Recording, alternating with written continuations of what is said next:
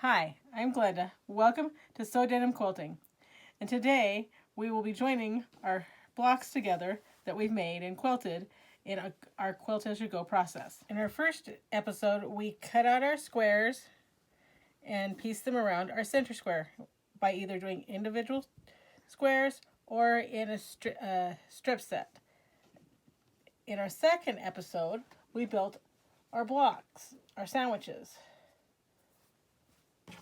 by laying down our background piece, which was about an inch bigger, and then we placed our batting. Sorry, batting goes this way.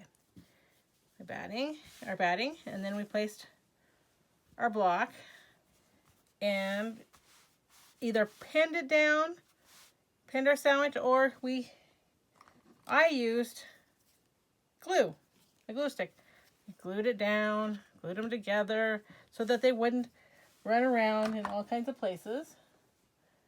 And then we marked out our edges with our masking tape. So we took our masking tape, we marked out our edges, and then we quilted by masking it. By the pattern I used was a crosshatch diamond type patch. And I used our masking tape, and we put it down so that we knew for our guidelines, which resulted in our quilted block pieces. So today, we're going to take our two pieces and we're going to join them together. Today, we're going to need our blocks that we've quilted, possibly a glue stick, might come in handy. We're going to need some pins, some scissors, hopefully not Jack, but he might come in handy too. Seam ripper. And to finish off the backs of these, we'll be doing some hand sewing.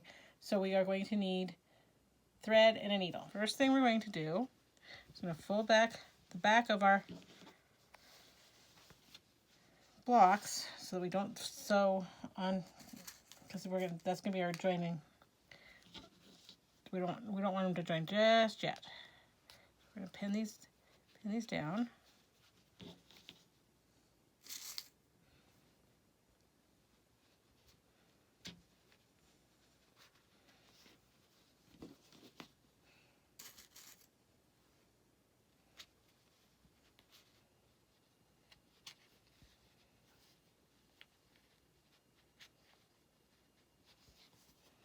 There's our first block. Fold this side back like we did the other one. And we're going to join it, put it, fold it back. This is how we're going to join our blocks together. We're going to join two blocks together at a time, and then we'll join our blocks together in groups of 4, and so forth. Kind of like building blocks.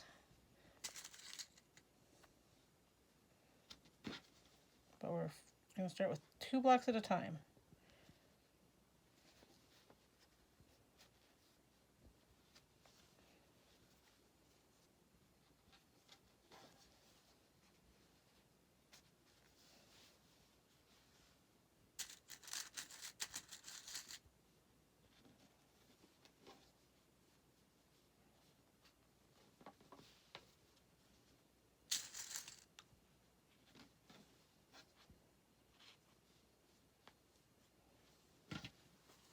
Okay, so now we have the backs pinned back, and now we can pin together our 2 blocks so that we can go and sew our 1/4 inch down this and join them together.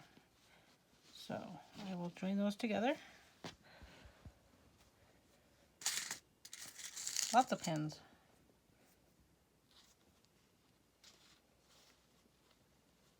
I'm going to try to line up the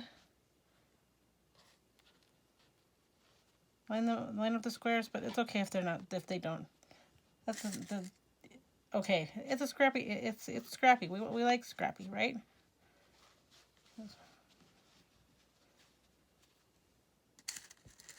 The whole point of this is supposed to be Supposed to be scrappy.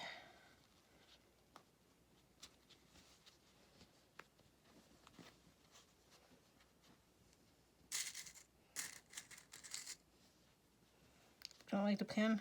Don't pin. I'm just pinning them. It's a little bit easier for me.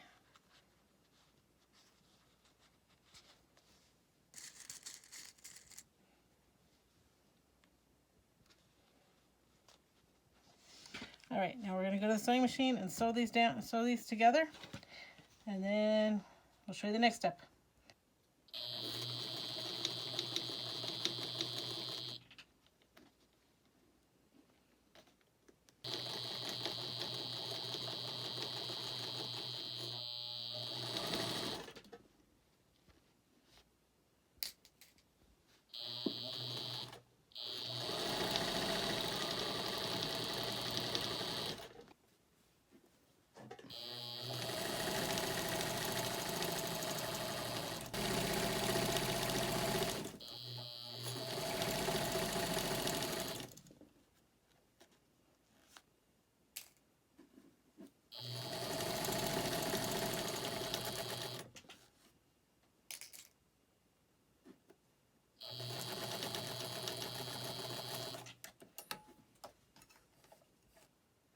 Okay, we sewed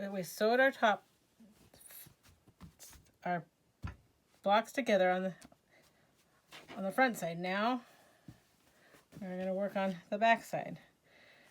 We're going to take out all of our pins. We don't need those anymore for this part. We're going to still be using pins, but we can take all these ones out for now. So some people, when they get to this stage, they like to join their batting. I just let it lay down over the top. Make my seam lay as flat as possible.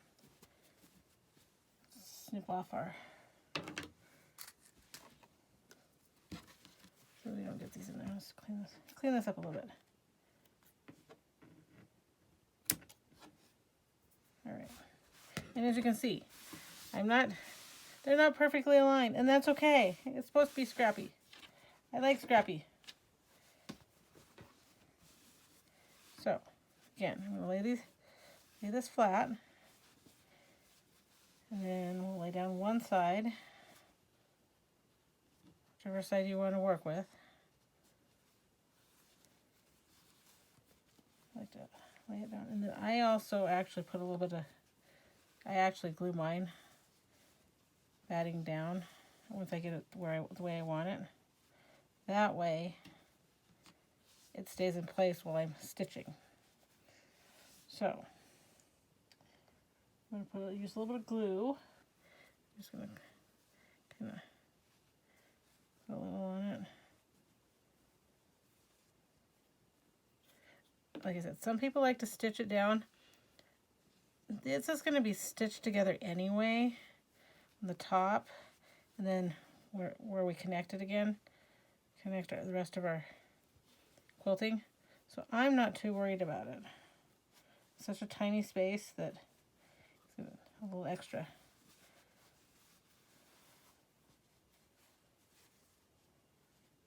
Plus, the denim is kind of bumpy, so this kind of helps to make sure it's laying flat. I might actually take this to the iron and iron it down, and then make sure it's nice and flat. I will be back. I'm going to go iron this down to make sure it's nice and flat, and then I'll bring this side over and we'll pin it and start our hand sewing. So I went and I ironed this down flat, and then I also, while I was at the ironing board, folded this in and flattened it, and then we're going to pull it over. We're going to tack it down with our needles again, with our stick pins again, to keep it in place so it doesn't move on us.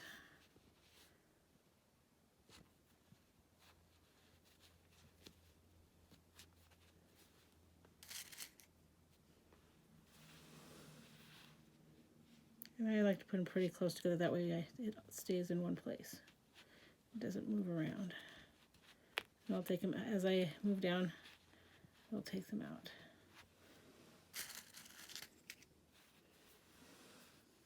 And that way, you know, it's laying flat and covering the other piece. You could machine sew this down and try to make sure that you're hitting right in that seam. I'm not that good, so hand stitching it is. Depending on what my pattern is for my quilting, I may machine stitch it if it's okay. I mean, if it's gonna be part of the, looks like it was meant to be there, but you kind of gotta make sure you're machine stitching from the top, or at least with my machine, because my top thread looks much better than my bottom. I know I'm putting them fairly close together, but that's okay. That's just for me. If you want to put them further apart, put them further apart, but up to you. And the fact that these aren't lining up perfectly on the back isn't a big deal to me, because it's the back of the quilt. Nobody's gonna care. Plus, like I said, this is a quilt. This is a scrappy quilt, so the scrappier, the better.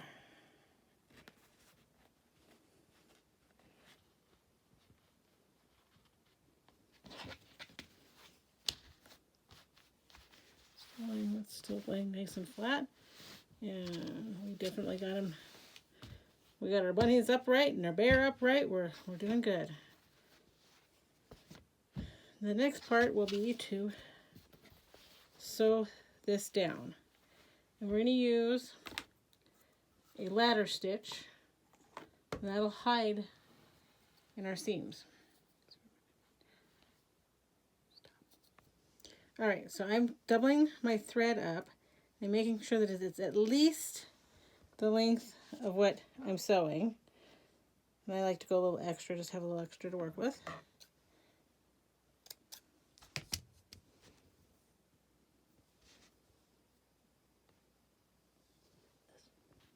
Okay. Let's find the middle of our thread here.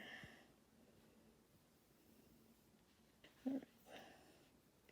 I just tie a little knot. I'm going to start by connecting in between where my fold is. I'm going to run my stitch through there. That way I can hide my knot. I like to just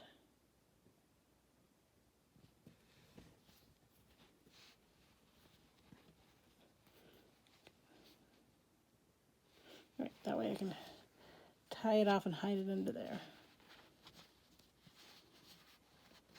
And when we sew it together, it'll just be hidden under there. All right. So, I'm just going to come right back up across from where it went. So right here where it's, you see that this is where it came through. I go right across, but come up from the bottom, right across from it to start my stitch.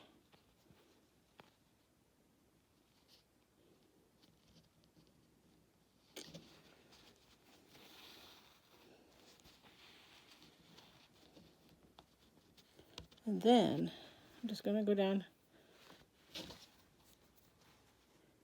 on the other side, come right back up just a little bit, a quarter of an inch, half inch, whatever is comfortable for you. It doesn't have to be perfect. Okay, and then I'm going to go across again. I'm going to go across right where I came out, but in my fold. And like I did before, oops, I'm going to just make sure that I go in and have it come back out just a little. See, it's right there in the fold. It's hard to tell, but it's right there in the fold, my fabric fold. And then I went in the crease, and then I'm coming out, trying to come out, within the crease again, but it's okay.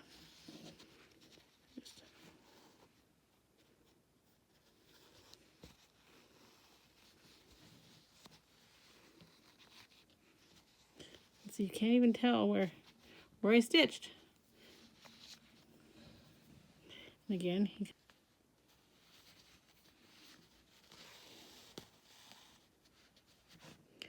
that's all you do, all the way down.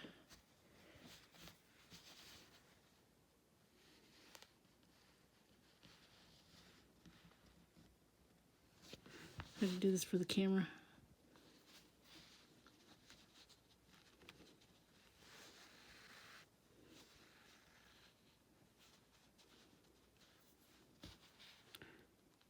It's okay if you catch the, if you catch the batting in between.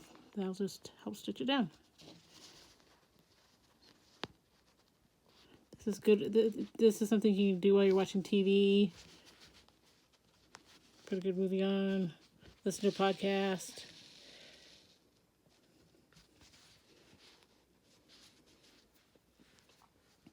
Put on your favorite YouTuber.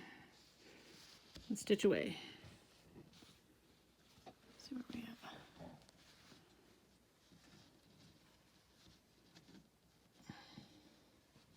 Try not to catch the material. There we go.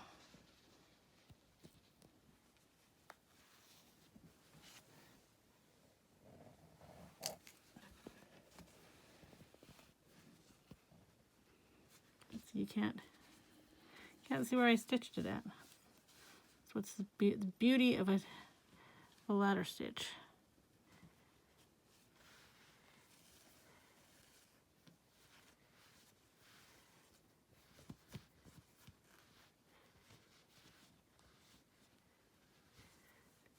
Bunches of like that, you just kind of, oops.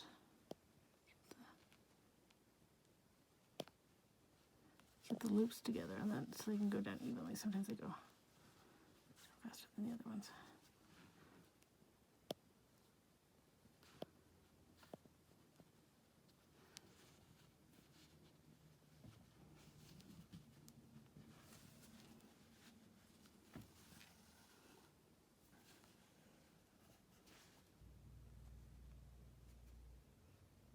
Come up on the end, and we'll tie off kind of like we'll tie off the same way we did on the top. But we'll do it on the bottom. As you can see,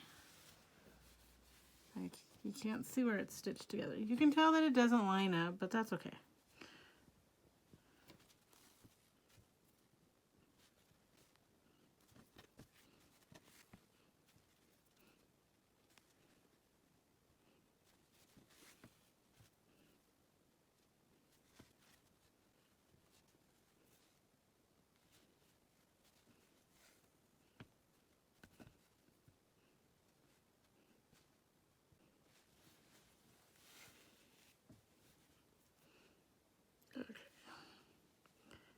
This is going to be the last stitch. And I'm trying not to get the batting on this part just because the fact that I still have to fold it back for when I sew the other one, so. All right. Just tie it off.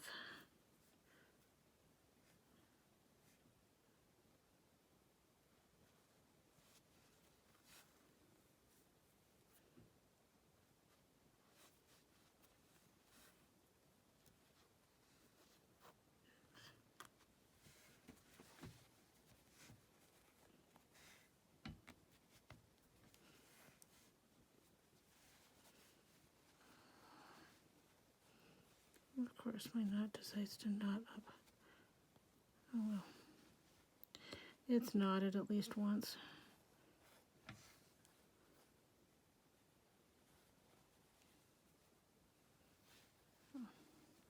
We'll just tie it off this way, too. It's good and knotted.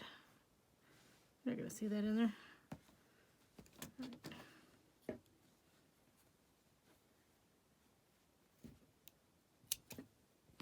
All right. Let's see what it looks like on the front. And there it is from the front side. Now, I'll go to my machine And I'll attempt to connect these the best I can. They're not going to be perfect, and that's okay. But I will just go back to my sewing machine and I'll try to stitch these back together. Like I said, they might be a little crooked, and I might line them up so that they connect, and then just take my seam ripper and pull out the stitches. And then it'll be ready for the next. Be ready. So that it looks something like this. Or like I said, it's a little crooked, but who cares? It's all in the process. And then we will connect these blocks together. Oh, these are the wrong blocks, but we will connect the next two blocks together the same way we did these two. So we'll fold these back and pin them back and sew them together. Right sides together, sewing just the right sides, not the batting and not the back. And then we'll come back and we'll hand stitch down the backs just like we did before. And we'll connect. When we're done, we'll connect them, and we'll have 4 squares. And I will show you my 4 squares in the next video. And I have connected the lines here to complete our quilting. And this is the process I will use to connect the rest of my blocks. This is just one way to quilt as you go. It's not for everybody, but give it a try. If you like this video, give it a thumbs up and click the subscribe button so that you can follow along in this series. There'll be a link to the rest of this series from previous steps in the description below. Catch you later. Thanks for watching.